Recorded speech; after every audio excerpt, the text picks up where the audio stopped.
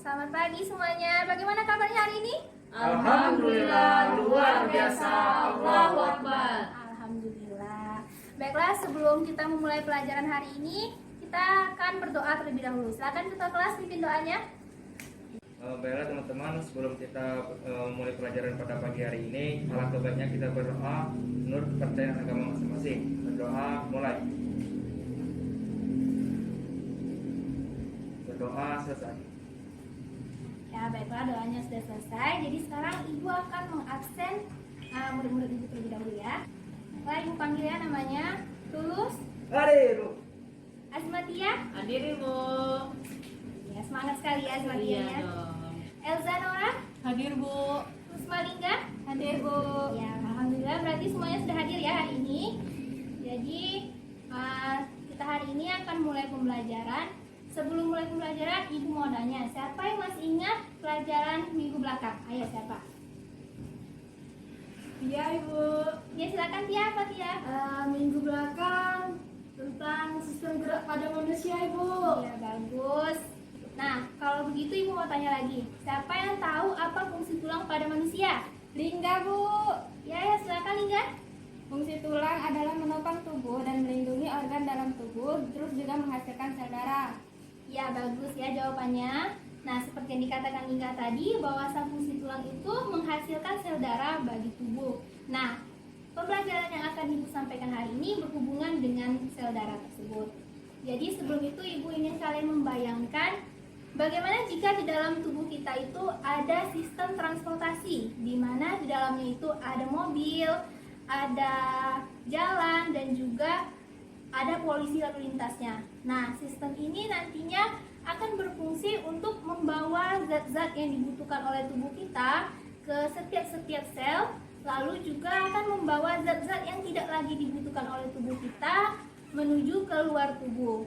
Nah, juga sistem ini nanti akan memerangi zat-zat penjahat ataupun penyusup yang masuk ke dalam tubuh kita sehingga membuat tubuh kita sakit.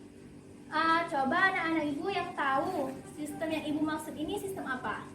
Saya Ibu. Ya, silakan Elza. Sistem peredaran darah Bu. Ya, benar. Jadi hari ini Ibu akan menyampaikan mengenai sistem peredaran darah kepada kalian semua. Baiklah anak-anak, sebelum memasuki materi hari ini, Ibu akan menyampaikan mengenai kompetensi dasar dan tujuan pembelajaran yang akan kita capai pada pembelajaran ini.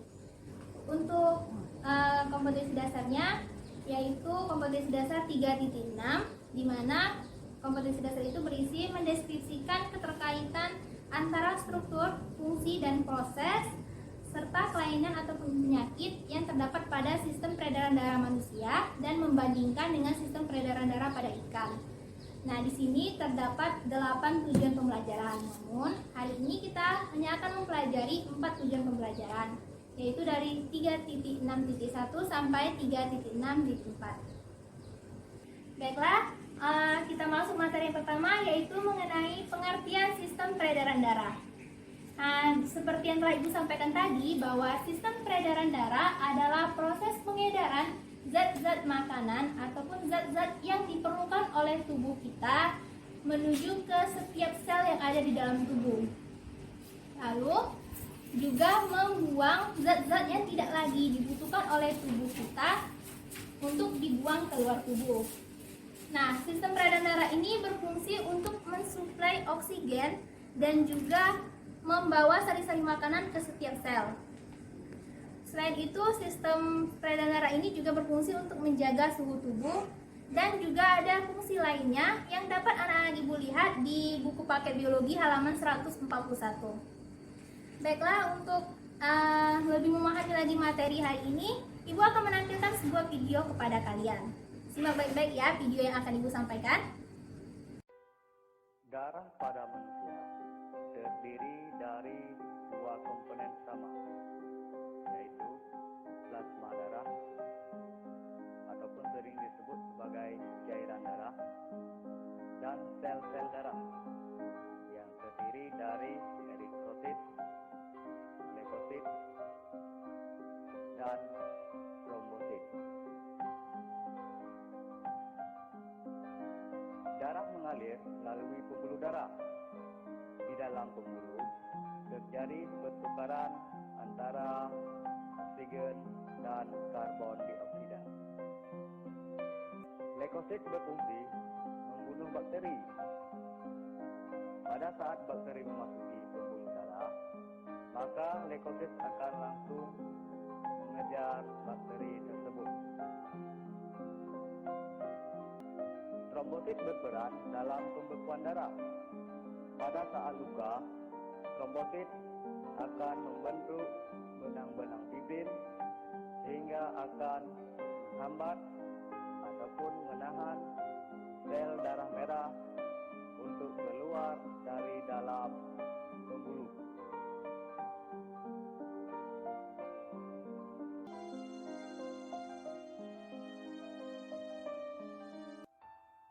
Baiklah anak-anak, tadi sudah melihat kan bagaimana video pembelajaran yang telah Ibu tampilkan. Nah, sekarang Ibu mau meminta kalian satu orang untuk menyampaikan apa isi dari video pembelajaran tadi. Ayo, siapa yang mau? Iya Ibu. Ya, Tia, silakan. Hasil dari video tadi yaitu Terdapat 3 sel darah pada manusia, yaitu sel darah merah, sel darah putih, dan trombosit. Baiklah, benar ya apa yang dikatakan oleh Tia tadi, bahwasanya sel darah itu terbagi menjadi sel darah merah, sel darah putih, dan juga trombosit. Nah, dalam video itu juga menjelaskan bagaimana proses pembekuan darah. Jadi, sampai di sini apakah ada pertanyaan, anak-anak? tidak Ibu. Ya, kalau misalkan tidak ada pertanyaan, Ibu akan melanjutkan ke materi selanjutnya, yaitu mengenai golongan darah dan transfusi darah. Nah, untuk golongan darah itu pada manusia ini ada 4 golongan darah, yang itu berdasarkan sistem ABO, yaitu golongan darah A, golongan darah B, dan golongan darah O serta golongan darah AB. Nah, di mana setiap golongan darah itu memiliki kandungan aglutinogen dan aglutinin yang berbeda-beda. Nah, kandungan aglutinogen dan aglutinin ini nanti akan berfungsi dalam proses transfusi darah. Nah, pada proses transfusi darah itu, jika aglutinogen A bertemu dengan aglutinin alfa, maka darah akan membeku. Begitu juga pada aglutinogen B bertemu dengan aglutinin B, maka darah juga akan membeku. Nah, jadi tadi sudah Ibu jelaskan materinya. Nah, untuk memahami materinya lebih lanjut, kalian dapat membuka buku paket biologi halaman 147 dan juga 148 ya. Jadi sampai di sini bagaimana anak-anak? Apakah sudah mengerti? Mengerti Ibu. Baiklah, jika memang tidak ada pertanyaan, Ibu akan memberikan kalian LKPD atau lomba kerja agar kalian lebih memahami materi yang Ibu sampaikan. Nah, sebelum itu Ibu akan membagi kelompoknya terlebih dahulu. Karena pengerjaan lembar kerja ini secara berkelompok. Kelompoknya ada 2 ya. Untuk kelompok 1 yaitu ada Elza dan Rusmalingga. Untuk kelompok 2 ada Tulus dan juga Azmatia. Baiklah anak-anak, sekarang silakan duduk berdekatan dengan kelompoknya masing-masing sesuai dengan Ibu bagikan tadi. Bagaimana, sudah duduk? Sudah Bu. Baiklah, Ibu akan membagikan LKPD-nya ya. Baiklah, tadi LKPD-nya sudah Ibu bagikan. Jadi sekarang perhatikan LKPD-nya baik-baik ya. Nah, di sana kalian bisa langsung tuliskan jawaban kalian. Lalu untuk kalian referensinya dapat dilihat di buku paket biologinya, dan juga kalau ingin jawaban tambahan dapat mencari di internet. Baiklah, silakan dikerjakan dan diskusi dengan teman sebelahnya. Jika ada yang belum paham, silakan bertanya. Apa ada yang mau bertanya? Baik Bu. Baiklah, silakan Elsa, mau nanya apa? Untuk fungsi dari masing-masing sel darah itu minimal berapa ya Bu? Oh ya, kalau untuk fungsi itu lebih bagusnya kalau 3 masing-masingnya. Tapi jika memang tidak ditemukan, tidak apa, seadanya saja ya. Baik Ibu. Apa ada lagi yang mau bertanya? Saya Bu, Ya, Lingga? untuk pertanyaan nomor 2 Ibu, kenapa bisa mengubah? Maksudnya bagaimana ya Bu? Kami belum paham. Oh iya, itu maksudnya ya. Nah, itu kembali lagi dengan yang apa Ibu jelaskan tadi. Kan Ibu sudah menjelaskan bahwasannya jika aglutinogen A itu bertemu dengan aglutinin alfa, maka dia akan menggumpal. Nah, coba kalian perhatikan di dalam golongan darah A itu ada aglutinogen apa dan ada aglutinin apa. Nah, dengan begitu kalian bisa tahu jawabannya mengapa dia bisa menggumpal. Gimana strategi-nya? Baik Bu, makasih Bu.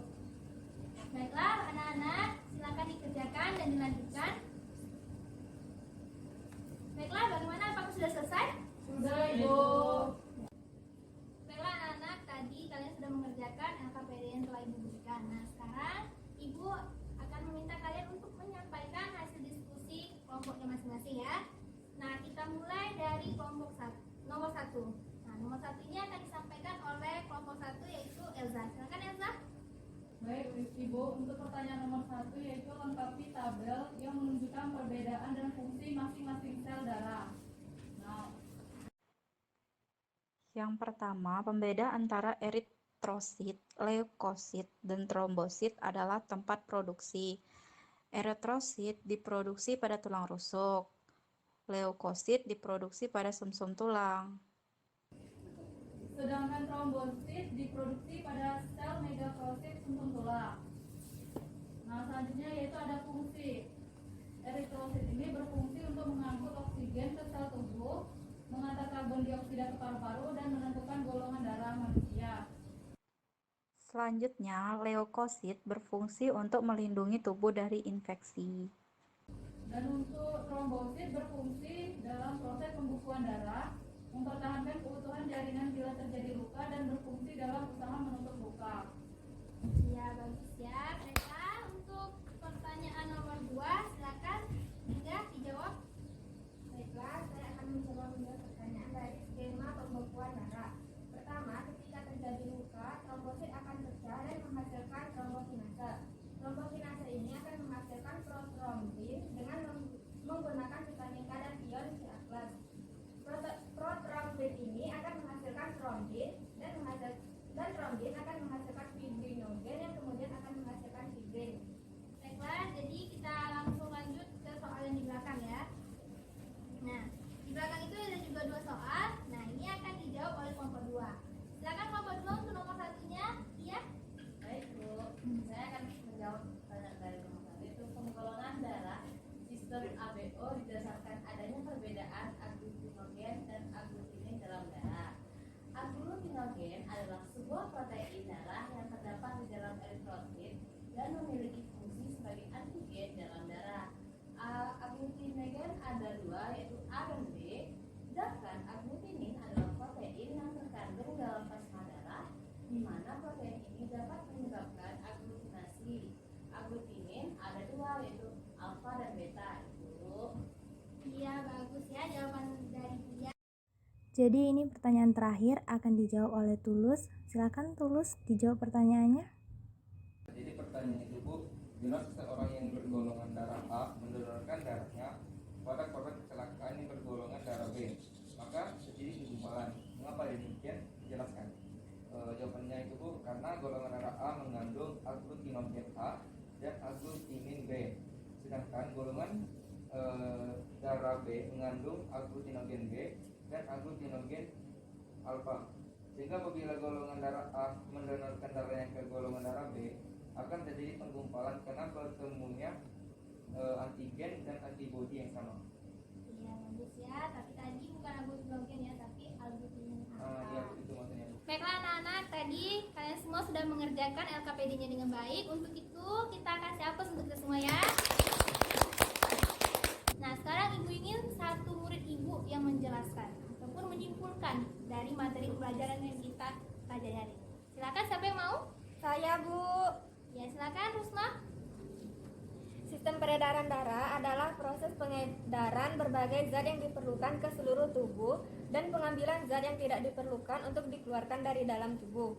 Terdapat 3 macam sel darah, yaitu sel darah merah, sel darah putih, dan keping darah. Golongan darah pada manusia mengikuti sistem ABO, di mana ada 4 golongan darah, yaitu A, B, O, dan AB.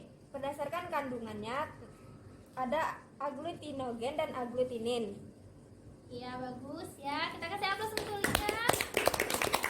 Nah, jadi hari ini kita mempelajari mengenai pengertian dari sistem peredaran darah beserta fungsinya, lalu juga mengenai komponen-komponen sel darah dan juga fungsinya, lalu ada juga serta transfusi darah. Nah, mungkin cukup sampai di sini ya pembelajaran kita hari ini mengenai sistem peredaran darah. Nah, untuk tugas di rumahnya, Ibu ingin kalian mengerjakan latihan di halaman 168 dan nomor 1 sampai nomor 5. Dan juga jangan lupa untuk membaca materi minggu depan ya. Alhamdulillah pembelajaran hari ini telah selesai. Jadi Ibu tutup ya pembelajarannya, Ibu akhiri. Wassalamualaikum warahmatullahi wabarakatuh.